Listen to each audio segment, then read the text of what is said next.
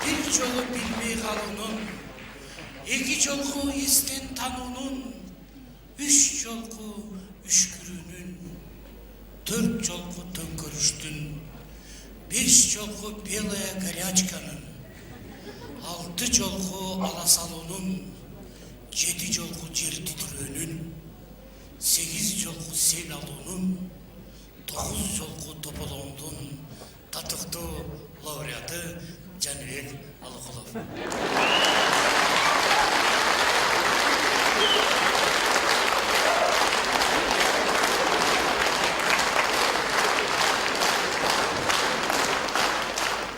Беш жашка чейин эртең менен турганда төшөгү кургак болсо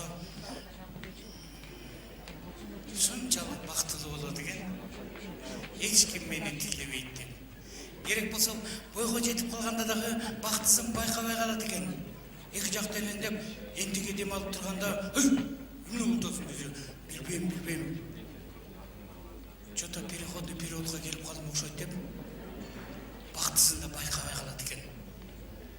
Анан үйлөнүп, жайланып, бала чакалуу болуп, иш алдыга жүрүп турса, ошондо бактылуу болот экен. Анан 50-ге чыкканда бир жаш аял азама керек деген арам ой пайда болгондо, өткөндө мен 50-ге чыгып, билет мерде турган аксакалдар, Кой, ушундай жаман ойдон алыс болоюн деп, айылыма барып, элден бат алып коеюн, юбилейимди ошол жерден өткөрөйүнчү деп барып, ушул жерден кулун элем десем, бирөө айтат, каяктагы кулун ат болуп калсын дейт. Бирөө кошумчалап атат, чоңколор да. Мурда кодук элең эми эшек болуп калсын деп. Антпек эле. Керек болсо, Алыкул Осмонов кече келе тиги кырда жок элең, кайдан чыкты бозат минген 30 жаш деп. Байкуш акын 30 жашка чыкканына кейиген экен. Ушул ырсаптарына оң кошуп, эптеп жооп бермешеттимин деп. Кече келе тиги кырда жок элең, кайдан чыктың эшек минген 50 жаш.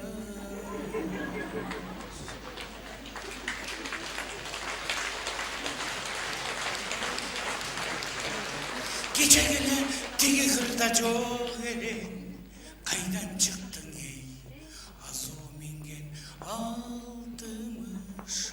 60 демекчи эркек 60ка чейин ойношу бар болсо,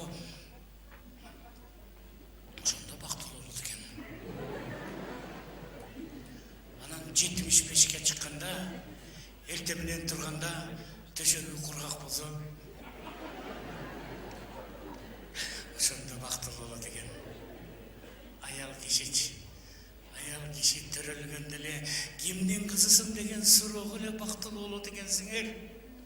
Кийин чогулгондо кимдин жубайысың, кимдин сүйгөн жарысың деген суроого эле бактыңар тоодой болот экен.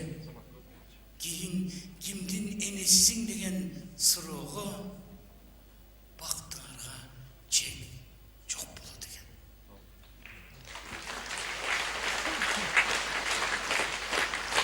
Керек болсо, кемпир болгон учурда дагы төркүнүңөргө келе калып, кыз болуп калат экенсиңер. Алла Таалам силерге ушунчалык касиет берип койгон экен. А өнөрлүү боло турган болсоңор, вообще өлбөйт экенсиңер. Карбайт экенсиңер, арбайт экенсиңер. Алла Пугачеваны карагалачы. Жылда күйөөсүн алмаштырат.